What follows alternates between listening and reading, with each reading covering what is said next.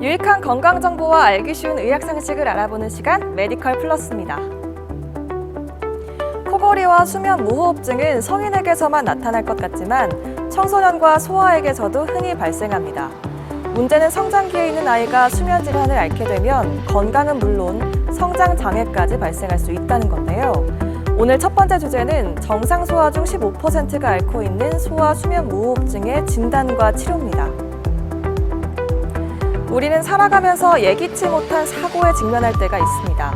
일상생활 속에서 갑자기 맞닥뜨리게 되는 각종 사고에 무엇보다 중요한 것은 신속한 대처가 아닐까 싶은데요. 오늘 두 번째 주제는 여름철 발생할 수 있는 여러 응급상황 대처법입니다. 소아 수면 무호흡증은 정상 소아 중 10에서 15%에서 나타나는 것으로 알려졌는데요. 특히 3세에서 5세의 소아에게서 발생 빈도가 높습니다. 성장 호르몬은 깊게 잠들 때 가장 많이 분비되는데요. 자면서 숨이 멎는 증상은 숙면을 취하기 힘들게 만들고 깊은 잠을 방해하기에 성장 장애가 나타날 수 있습니다. 소아 수면 무호흡증은 특징적으로 주간 증상과 야간 증상으로 나눌 수 있습니다. 주간 증상으로는 구강호흡, 코막힘, 식이장애, 두통 등이 있으며 학습장애 및 행동장애가 동반될 수 있고요. 야간 증상으로는 코골이, 수면 중 무호흡, 뒤척임, 호흡 시 흉부와 복부의 엇갈린 움직임, 야뇨증 등이 있으며 이러한 증상이 복합적으로 보일 때 수면 무호흡증을 의심할 수 있습니다. 수면 무호흡증은 전신에 걸친 합병증을 가져올 수 있습니다. 특히 성장기 아이들은 합병증에 더욱 취약한데요. 예를 들면 고혈압, 심장 비대와 같은 심혈관계 이상, 인슐린 저항성이나 대사 증후군과 같은 내분 비계 이상, 주의력 결핍, 과잉 행동장애, 학습 부진, 발달 지연과 같은 신경계 이상과 성장 장애 등이 나타날 수 있습니다. 소아 수면 무호흡증의 원인으로는 우선 비만이 있는데요. 비만도가 증가하면 상기도 지방과 목의 피하 지방이 증가되어 상기도 내경이 좁아져서 폐쇄 증상이 더 심하게 됩니다.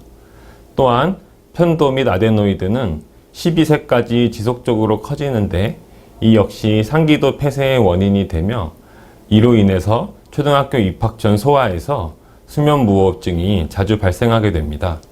이외에 알레르기 비염, 천식, 다운 증후군, 안면부 형성부전, 내성마비 등도 우리 아이의 수면 무호흡증의 원인이 될 수 있습니다. 흔히 수면 무호흡증을 떠올리면 가장 먼저 생각나는 것이 바로 코골이인데요. 코골이는 수면 무호흡증을 크게 포함하는 개념인데 코골이를 수면 무호흡의 연장선이라고 보면 됩니다. 단순히 코를 골기만 하는 사람도 있지만 자세히 살펴보면 코골이가 있는 사람들 중 많은 수가 수면 무호흡을 동반합니다. 소아의 수면 무호흡증은 상기도 폐쇄에 의한 수면 중 호흡장애라는 측면에서 성인과 유사하나 그 원인, 임상 양상, 치료에서 차이를 보입니다. 먼저 원인으로는 두개골 기형, 조산, 비만, 편도 및 아데노이드 비대증이 있으며 주로 비인강과 국의 후방이 폐쇄되는 것이 특징입니다. 또한 치료에서도 편도 및 아데노이드 절제술, 두개 안면 수술, 양압기 등이 있으며 성인에 비해 높은 치료 성공률을 가지는 차이점이 있습니다. 수면 무호흡증 진단은 소아의 수면 양상에 대한 문진, 키와 몸무게로 성장 발달을 확인하는 것이 기본입니다. 수면 무호흡증에서 나타나는 안면 모양 특성을 살피고 치아의 부정교합도 확인하는데요. 얼굴 측면 촬영으로 아데노이드 비대를 평가하며 국의 편도는 입 안을 직접 살펴서 확인할 수 있고 임상적 검사만으로 불충분할 때는 수면 다원 검사를 실시하기도 합니다.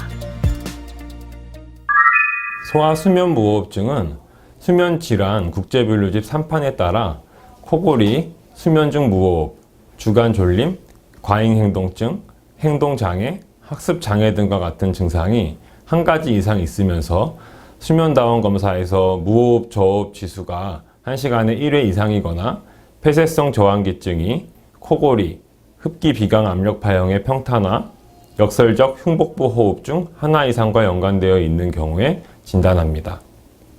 소아에서도 임상적으로 수면 무호흡증이 의심이 되면 수면다원 검사를 권장하고 있습니다. 그러나 현실적으로 소아에게 검사를 시행하기에는 접근성이 높지 않습니다.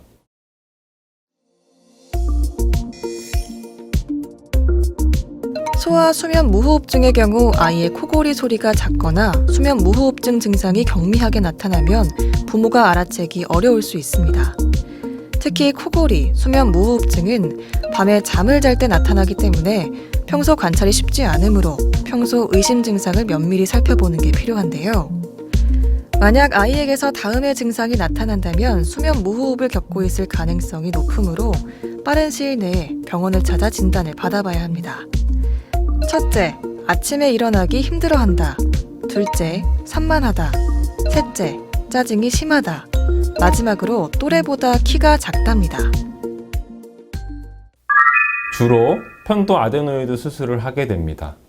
소아는 어른에 비해서 목구멍의 공간은 작은데 편도 아데노이드와 같은 임파 조직은 성인보다 소아에서도 크기 때문에 편도 아데노이드를 제거하면 그만큼 숨기를 넓히는 데 도움이 되기 때문입니다. 다만 앞서 말씀드린 대로 진찰상에서 편도 아데노이드 크기가 크지 않은 경우에는 섣부른 수술보다는 수면다원 검사 등 다른 원인에 대해 반드시 확인해야 합니다.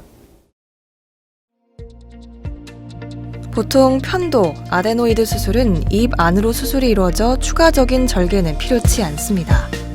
다만 편도의 경우 구역질을 유발하는 부분으로 국소 마취로는 수술이 어렵고 수술 중에 발생한 출혈이 기도로 흡인되는 것을 방지하기 위해서는 전신 마취가 안전한데요.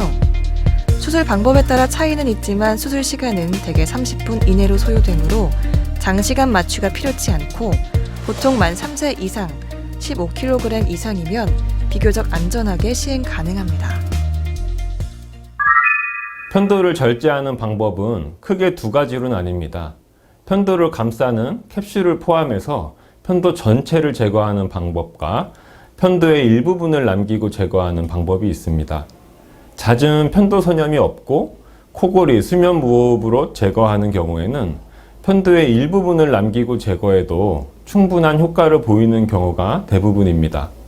흔히 말하는 피타 수술이 바로 그것이며 수술 후에 통증이 비교적 적어 원활한 시기도 빠르다는 장점이 있습니다.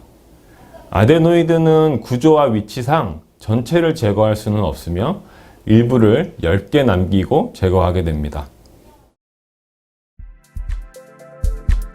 편도선의 기능에 대해서는 출생 후 면역 형성에 기여한다고 추측하고 있으나 확실한 기능은 아직 밝혀지지 않았습니다.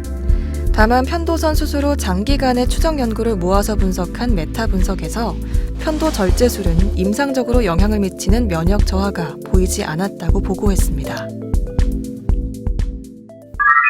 네, 다른 수술과 마찬가지로 편도 수술에도 매우 낮은 빈도이지만 수술 후에 출혈의 위험성이 있습니다. 가급적 출혈이 발생될 수 있는 2주 이내로는 부드러운 음식을 섭취하도록 하고 거칠거나 질긴 음식은 피하며 과도한 운동은 피하는 것이 좋겠습니다. 출혈이 발생하게 되면 출혈량이 문제라기보다는 출혈이 기도로 넘어가게 되어서 호흡을 저하시킬 수 있으므로 출혈이 발생되면 즉시 수술한 병원을 내원하시는 것이 중요하겠습니다. 여기서 잠깐! 잘못된 의학 상식을 바로잡아 건강도 지키고 상식도 키우는 Yes or No. 아이에게서 입냄새가 심하다면 수면 무호흡증을 의심해야 하나요? 답은 Yes라고 보시는 것이 좋겠습니다. 코골이나 수면 무호흡증 환자는 입냄새가 날 가능성이 높은데 가장 큰 이유는 호흡을 하기 위해서 막힌 코 대신 입을 벌리고 자기 때문입니다. 구강 호흡은 구강이 쉽게 건조해지기 때문에 세균이 침투해서 번식하기 쉬운 환경이 조성될 수 있습니다. 잘못된 의학 상식 깨치기 Yes or No 두 번째. 소아 시기에 수면 무호흡증이 있으면 청소년기에 고혈압을 겪을 위험성이 높아지나요?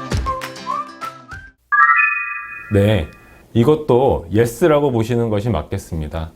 소아 수면무호흡 환자에서 고혈압이 유발된다는 보고들이 많이 있고, 심장이 커지는 좌심실 비대나 교감신경 장애 등과 같은 여러 심혈관계 합병증이 함께 보고되었습니다. 아직도 아이가 코를 골거나 수면 무호흡 증상을 보이면 단순히 피곤해서 그렇다거나 애들은 코를 심하게 골아도 나이가 들면 좋아진다며 대수롭지 않게 여기는 경우가 많은데요. 소아 시기에 발생한 수면 무호흡증은 성장 지연은 물론 얼굴 윤곽 변형, 집중력 저하 등 다양한 문제를 유발할 수 있으므로 조기 진단과 치료가 무엇보다 중요하겠습니다. 진료를 보러 오는 많은 수의 수면 무호흡 환자 보호자들이 편도 아데노이드 수술 및 전신 마취의 합병증을 걱정해서 수술을 주저하는 경우가 많이 있는데요. 물론 편도 아데노이드 수술은 그 합병증이 낮은 빈도로 발생하긴 하지만 수술을 함으로써 환자들이 얻는 이득이 훨씬 더 큽니다. 특히 최근에는 수술 후에 통증과 출혈 등의 합병증을 최소한으로 하는 피타 수술법 등이 많이 시행되고 있으므로 수면 무호흡증이 의심되는 경우에 적극적인 진단과 치료를 받으시라고 권유해 드리고 싶습니다.